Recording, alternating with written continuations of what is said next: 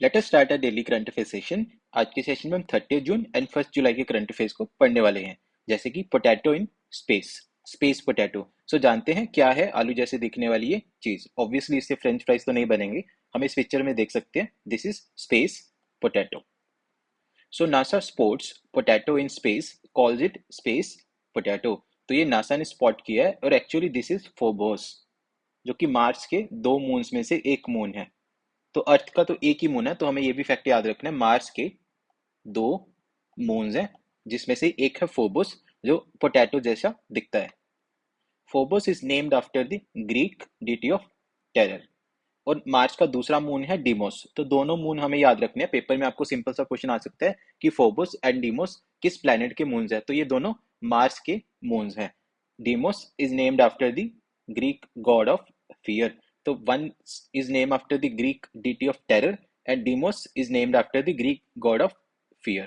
The aforementioned image was captured by the robust and high-resolution HiRISE camera. तो इसको capture किया है HiRISE camera ने, जो कि नासा का एक मिशन है, मार्स रिकॉनेसेंस ऑर्बिटर स्पेसक्राफ्ट। तो 2006 से नासा का एक स्पेसक्राफ्ट मार्स को ऑर्बिट कर रहा है, जिसमें एक HiRISE कैमरा है, उसने ये इमेज लिया है। तो हमें सारे फैक्ट याद रखने हैं। मार्स के दो नेचुरल मून्स हैं, Phobos and Deimos. Phobos is named after Greek deity of terror and Deimos is named after Greek god of fear. और इसको कैप्चर किया नासा के मार्स रिकॉनेसेंस ऑर्बिटर स्पेसक्राफ्ट, जिसमें लगा है HiRISE कैमरा।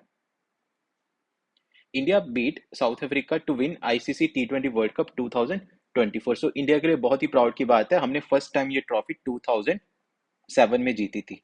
तो फर्स्ट टाइम 2007 में जब MS धोनी कैप्टन थे, हमने टी20 वर्ल्ड कप जीता था। और आज इतने सालों बाद हमने दोबारा सेकंड टाइम टी20 वर्ल्ड कप जीता है साउथ अफ्रीका को हरा के। So this was the 9th edition of the men's टी20 वर्ल्ड कप। तो ये 9th एडिशन था, फर्स्ट एडिशन हुआ था 2007 में।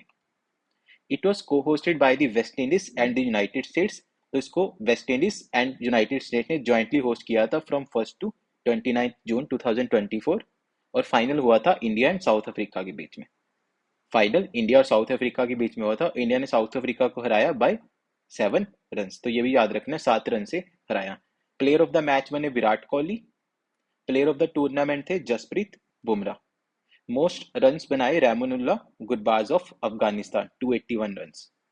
तो सबसे ज्यादा रन इस टूर्नामेंट में बनाए Rahmanullah Gurbaz of Afghanistan, 281 runs. And most wickets ली Fazal Haq Farooqi of Afghanistan, that is 17 wickets. तो एक एक फैक्ट हमें याद रखना है, ये 9th एडिशन था। किसने होस्ट किया था? West Indies and United States ने ज्वाइंटली। इंडिया ने साउथ अफ्रीका को हराया by 7 run. Player of the match बने Virat Kohli. Player of the tournament थे Jasprit Bumrah. Most runs Rahmanullah Gurbaz of Afghanistan, 281। Most wickets Fazal Haq Farooqi of Afghanistan, 17 wickets. Doctor Usha Thakur receives prestigious 12th Vishwa Hindi सम्मान। तो डॉक्टर उषा ठाकुर को मिला प्रेस्टिजियस 12th विश्व हिंदी सम्मान। Doctor Usha Thakur was awarded 12th Hindi सम्मान इन एन हिंदी संवाद इवेंट। तो ये इवेंट हुआ था नेपाल में और एम्बेसी ऑफ इंडिया ने इसे ऑर्गेनाइज किया था। तो इंडिया की जो एम्बेसी है नेपाल काठमांडू में, उसने ये इवेंट ऑर्गेनाइज किया था, हिंदी संवाद इवेंट, जिसमें इनके हिंदी लिटरेचर के कंट्रीब्यूशन को रिकॉग्नाइज किया गया। तो इनका बहुत सारा डेवलपमेंट किया है इन्होंने हिंदी लिटरेचर में, तो उसी के कंट्रीब्यूशन के लिए इनको रिकॉग्नाइज किया गया। She has translated more than 40 literatures. तो 40 से ज्यादा लिटरेचर्स को इन्होंने हिंदी एंड नेपाली में ट्रांसलेट किया एंड स्ट्रेंथेड हिंदी लैंग्वेज। और ये अवार्ड दिया जाता है by ministry of external affairs. तो हमारे गवर्नमेंट ऑफ इंडिया की मिनिस्ट्री ऑफ एक्सटर्नल अफेयर्स ने ये अवार्ड प्रेजेंट किया नेपाल में in Kathmandu to doctor Usha Thakur. Global chess league to hold second edition in London in October. तो लास्ट ईयर फर्स्ट एडिशन हुआ था ग्लोबल चेस लीग का 2023 में, जो कि ऑर्गेनाइज हुआ था दुबई में। तो फर्स्ट एडिशन दुबई में हुआ था और सेकंड एडिशन होगा लंदन में in October 2024। The highly anticipated second edition of Tech Mahindra global chess league. तो Tech Mahindra global chess league होगी लंदन इंग्लैंड में from 3rd to 12th October 2024। It will take at Friends House in central London. The global chess league is a joint initiative. तो ये joint initiative है between international chess federation, जिसे FIDE भी कहा जाता है, international chess federation को short में फाइट कहा जाता है, एंड टेक महिंद्रा जो कि एक आईटी जाइंट है। और फाइट का हेडक्वार्टर हमें याद रखना है, फाइट का हेडक्वार्टर है लॉजेन, स्विट्जरलैंड। तो हमने देखा कि सेकंड एडिशन होगा लंदन में, फर्स्ट एडिशन हुआ था 2023 में दुबई में, और इसे करवाता कौन है? Joint initiative FIDE and tech Mahindra, और फाइट का हेडक्वार्टर है लॉजेन, स्विट्जरलैंड में। EM Jaishankar to represent India at 24th SCO Summit in Astana, Kazakhstan। तो अब रिसेंटली 24th SCO समिट होगा अस्ताना, कजाकिस्तान में, जहां पे हमारे एक्सटर्नल अफेयर्स मिनिस्टर, जिसे फॉरेन मिनिस्टर भी कहा जाता है, एस जयशंकर, वो इंडिया को रिप्रेजेंट करेंगे at the annual summit of the Shanghai Cooperation Organisation. तो वैसे तो हमारे प्राइम मिनिस्टर जब प्रेसिडेंट इंडिया को रिप्रेजेंट करते हैं, बट कंसीडरिंग अभी पार्लियामेंट सेशन चल रहा है, तो वन ऑफ द रीजन ये भी हो सकता है कि प्राइम मिनिस्टर पर्सनली वहां पे नहीं जा रहे, और हमारे foreign minister S Jaishankar India को रिप्रेजेंट करेंगे at the 24th SCO summit in Astana, जो कि है कजाकिस्तान में। अगर हम एससीओ की बात करें तो 1996 में शंघाई 5 बना था। 1996 में Shanghai 5, China, Kazakhstan, Kyrgyzstan, Tajikistan and Russia. उसके बाद 2001 में शंघाई 5 ने एडमिट किया उज्बेकिस्तान को। तो इन 5 कंट्री के साथ उज्बेकिस्तान भी आ गया और एससीओ केम इनटू एग्जिस्टेंस। तो एससीओ 2001 में बना था, शंघाई कोऑपरेशन ऑर्गेनाइजेशन। उससे पहले 1996 में था शंघाई 5। देन 2002 में एससीओ का चार्टर आया। फिर 2017 में इंडिया एंड पाकिस्तान को as full time members admit किया गया। इससे पहले 2005 में इंडिया ऑब्जर्वर कंट्री था। तो ये भी हमें याद रखना है, 2005 में इंडिया ऑब्जर्वर कंट्री बना था, बट 2017 में पाकिस्तान के साथ फुल टाइम मेंबर बना। लास्ट ईयर ये समिट इंडिया में हुआ वर्चुअली, 23rd एससीओ समिट 2023, जिसमें ईरान को एज 9th मेंबर इंडक्ट किया गया। तो आपको क्वेश्चन ये भी आ सकता है कि ईरान कब मेंबर बना? तो ईरान 2023 में जो इंडिया में वर्चुअल समिट हुआ था, वहां पे ईरान एज 9th मेंबर बना। और इसकी एक मैजिक ट्रिक है, हम इस मैजिक ट्रिक से शंघाई कोऑपरेशन ऑर्गेनाइजेशन की सारी कंट्रीज को याद कर सकते हैं। Indian truck in Pakistan, Indian truck in Pakistan, India, Tajikistan, Russia, Uzbekistan, China, Kazakhstan, Kyrgyzstan, Iran and Pakistan. तो ये 9 कंट्रीज है, India, Tajikistan, Russia, Uzbekistan, China, Kyrgyzstan and Kazakhstan, Iran, Pakistan. So these are 9 tricks, 9 countries हमें magic trick ये याद रखनी है। हम यहाँ पे भी देख सकते हैं member states, China, Kazakhstan, Kyrgyzstan, Russia, Iran, Tajikistan, Uzbekistan, India and Pakistan. And these are the observer states, Afghanistan, Belarus and Mongolia. तो बहुत इंपॉर्टेंट है एससीओ हमारे एग्जाम पॉइंट ऑफ व्यू से, इसका समिट अभी भी चल रहा है, तो हमें सारे फैक्ट याद होने चाहिए। SpaceX wins $843 million NASA contract to destroy the International Space Station। Yes, तो इनको कॉन्ट्रैक्ट मिला है कि इंटरनेशनल स्पेस स्टेशन जो कि 1998 में लॉन्च हुआ था, उसको डिस्ट्रॉय करना है।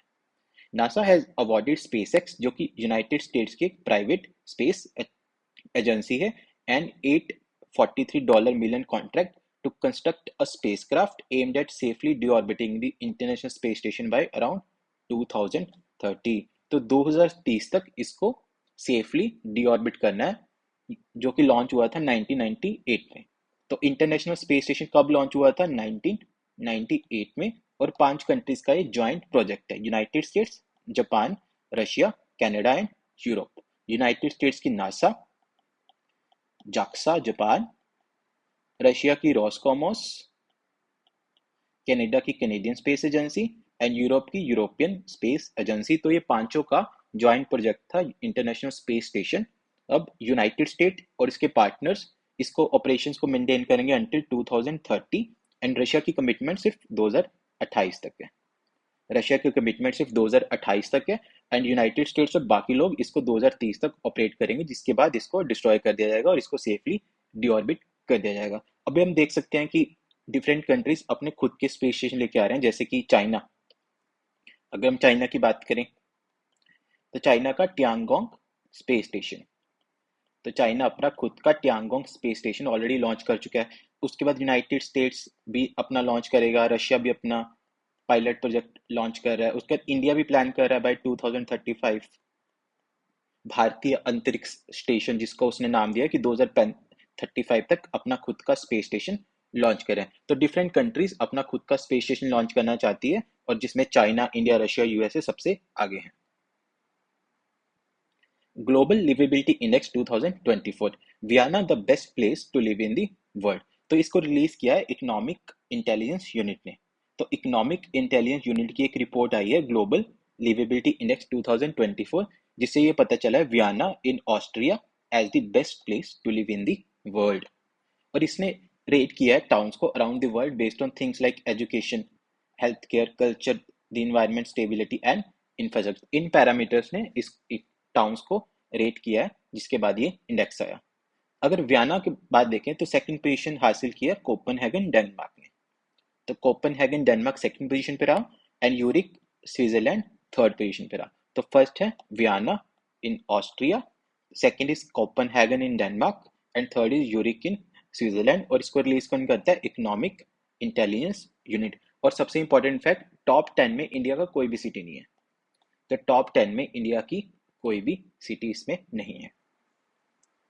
India tops global remittance with $125 billion in 2023। तो इंडिया ने ग्लोबल रेमिटेंसेस में टॉप किया विद $125 बिलियन इन 2023। हम इस इमेज में देख सकते हैं top recipients of remittances among low and middle income countries 2023, जिसमें इंडिया ने टॉप किया विद $125 बिलियन। उसके बाद Mexico, China, Philippines, Egypt, Pakistan, Bangladesh, Nigeria, Guatemala and Uzbekistan. According to the migration and development brief report from the world bank. तो एक migration and development brief report होती है world bank की, जिससे ये पता चला कि more money is being sent back to India. This is helping to increase the share of money coming into South Asia from 63% to 66% in 2023। तो जो भी हमारा डायस्पोरा रहता है, जो यहाँ के लोग दुबई में काम करते हैं, कुवैत में काम करते हैं, यूनाइटेड स्टेट्स में काम करते हैं, वहां पे कमा के वो वापस इंडिया में भेजते हैं, इनको बोलते हैं remittances. In 2023, India achieved the highest record of remittances inflows globally, amassing USD $125 billion. तो 2023 में इंडिया के पास $125 बिलियन इंडिया में आए हैं एस रेमिटेंसेस। और इस रिपोर्ट का नाम है migration and brief development report from world bank, और इसको रिलीज करता है वर्ल्ड बैंक। मुख्यमंत्री माझी लाडकी बहन scheme, 1500 rupees monthly support announced for women in Maharashtra budget. तो रिसेंटली महाराष्ट्र में बजट आया था और उसमें स्कीम लॉन्च हुई है, मुख्यमंत्री माझी लाडकी बहन स्कीम। द मुख्यमंत्री माझी लाडकी बहन scheme 2024 launched in Maharashtra offers free education for girls and support for the unemployed. तो इन पे गर्ल्स को फ्री एजुकेशन मिलेगी और अनएम्प्लॉयड को सपोर्ट मिलेगा। एलिजिबल वुमेन एज 21 to 60, 21 से लेके 60 साल की वुमेन को मिलेगा ₹1500 मंथली। तो सबको नहीं मिलेगा, कुछ एलिजिबिलिटी क्राइटेरिया होगा, उस हिसाब से मिलेगा। यहाँ पे लिखा है एलिजिबल, तो सबको नहीं मिलेगा, कुछ एलिजिबिलिटी क्राइटेरिया होगा। जो अनएम्प्लॉयड होंगे, जो विडो सेक्शन होंगे, उनको ये मिलेगा 1500 monthly. Aimed at promoting financial independence and self reliance, this scheme includes a budget of ₹46,000 crore. तो 46,000 करोड़ का ये बजट है, 46,000 करोड़ रुपीस का ये बजट है। Providing various benefits to women, enhancing the development and overall wellbeing. तो ये स्कीम किसने लॉन्च की है? महाराष्ट्र ने। यह फैक्ट हमें याद रखना। और कितना मिलेगा? 1500 monthly. Now let us see the appointments of the day. First is Aksh Mohit Kamboj. Mrs Aksh Mohit Kamboj has been appointed as the vice president of the Indian bullion jewellers association. तो इंडिया बुलियन ज्वेलर्स एसोसिएशन की ये vice president बनी है। India bullion jewellers association was founded in 1919। तो 100 साल से ज्यादा हो गए हैं एसोसिएशन को बने हो, और इसके हेडक्वार्टर है मुंबई के जावेरी बाजार में। मुंबई के जावेरी बाजार में इसका हेडक्वार्टर है। IBJA plays a crucial role in policy making for the gold industry in India. तो ये एसोसिएशन क्रूशियल रोल प्ले करती है for policy making for the gold industry in India. Next is Vikram Misri, deputy national security adviser. तो as of now ये deputy NSA थे, deputy NSA। और हमारे NSA कौन है? अजीत डोवाल। तो उनके साथ 4 डेप्यूटी NSA होते हैं, उनमें से एक थे विक्रम मिस्री, जो अभी इंडिया के न्यू फॉरेन सेक्रेटरी अपॉइंट कर दिए गए। इंडिया के न्यू फॉरेन सेक्रेटरी इनको अपॉइंट कर दिया गया, और ये चार्ज लेंगे on July 15th. Last is Antonio Costa. Former Portuguese Prime Minister Antonio Costa has been formally appointed to take on the second highest job in the European Union, that of President of the European Council. तो इनको appoint कर दिया गया as president of the European Council. इसी के साथ साथ Ursula von der लीन और इनको रीइंस्टेट कर दिया for a second term as president of the European Commission. तो ये दोनों अपॉइंटमेंट्स याद रखनी है। एंटोनियो कोस्टा को president of the European Council and Ursula von der Leyen as the president of the European Commission. So that is it for this daily current affair session. Please like, share, subscribe and comment your feedback. Thank you. Best wishes for exams. Jai Hind, Jai Bharat.